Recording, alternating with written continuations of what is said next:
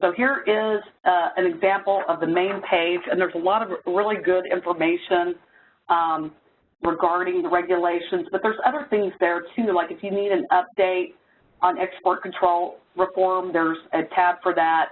The consolidated screening list, Jerry's going to get into why it's important to screen a little bit later. They'll also have key things that are new on the tab in the news, and usually that has updates to the Federal Register. So there's a lot of great information that you could find here by accessing the BIS main page. If you go to that page, click on the left sidebar where it says Consolidated Screening List, and then you have several options. If you know the spelling, you know exactly who you're looking for, you can actually download a CSV file, which is convertible into Microsoft Excel, and you can look up that company alphabetically. If you're really concerned about the spelling of the company, or possibly it's also known as, or previously doing business as, you may want to actually use the search engine. And if you use the search engine, there are some things that you can do, and one of them is particularly helpful, is turn the fuzzy logic on.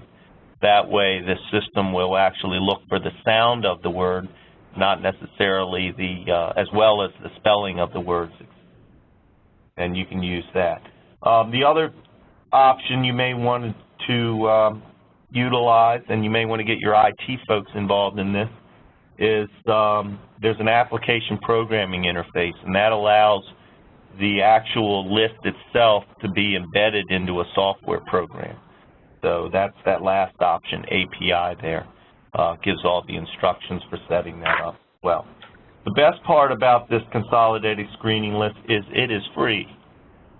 Yes, free. Government doesn't give much for free, but in this case it does. That doesn't cost you anything. Really, it prevents you from having any excuse for screening your companies that you're doing business with. The Export Administration Regulations covers procedures and controls for commercial, dual use, and certain defense articles and technology. The EAR also contains a commerce control list, which we've discussed today, of export-controlled articles and technology, as well as groups of countries that receive favorable or unfavorable treatment for export. Classification in the Commerce Control List is really essential in terms of figuring out your responsibilities as to whether or not a license is required or a license exception is available.